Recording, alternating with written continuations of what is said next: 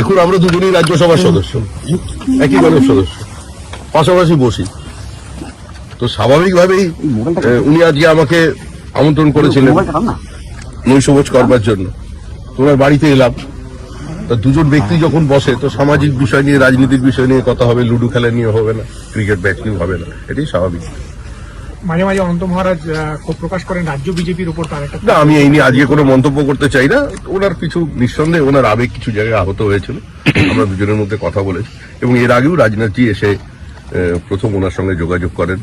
S আলওয়ালিয়া এসেছিলেন, আমাদের প্রধানমন্ত্রীজির সঙ্গে ওনার কথা হয়েছে, অমিত শাহের সঙ্গে কথা হয়েছে, কৈলাস বিজেপির সঙ্গে কথা হয়েছে। আগামী দিনে আরো যারা বিজেপির নেতৃবৃন্দ এখানে এসেছেন, ভূপেন্দ্র যাদব ওনার সঙ্গে এসে দেখা করবেন। নির্দিষ্ট কুচবিহারের মানুষের একটা আবেগ আছে, তাদের কিছু সমস্যা আছে এবং একটা নির্দিষ্ট গৌরবোজ্জ্বল ইতিহাস আছে। সে আপনি যদি বীর চেলারা থেকে শুরু করে বা তার পরবর্তী সময় পর্যন্ত দেখেন, ইতিহাসের পাতা থেকে কিছু নামকে মুছে দেওয়া হয়েছে। এই যে ডিস্টর্টেড ইন্ডিয়ান হিস্ট্রি, যে কথা আমরা বারবার বলছি, সে বিষয়ে আমাদের একটা ভবিষ্যৎ পরিকল্পনা আছে এই নিয়ে। আর এই পরিকল্পনাটা নিঃসন্দেহে কোনো কারোর আবেগকে স্পর্শ করা বা কোনো ব্যক্তি বিশেষের দাবি কি মহারাজের দাবি, বিষয়টা এরকম নয়।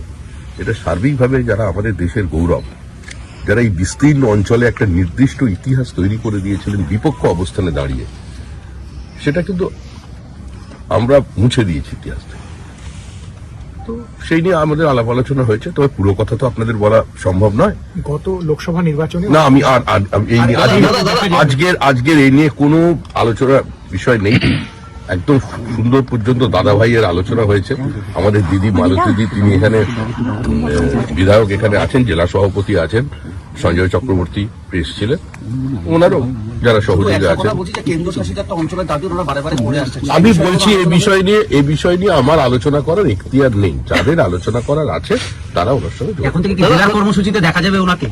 জেলার কোনো কর্মসূচিতে দেখা যাবে ওনাকে?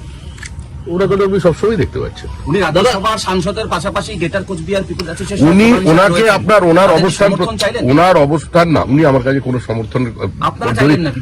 আমরা কি চাইবো, উনি কি চাইবেন, বিষয়টা এরকম নয়। আজকের আমি এই বাড়িতে প্রথম এসেছি, এটা শুধু সৌজন্য সাক্ষাৎকার নয়, নিঃসন্দেহে তার মধ্যে রাজনীতি আছে, অস্বীকার করবার কোথাও কোনো জায়গা নেই। আর কেন ম্যানেজমেন্ট করবো?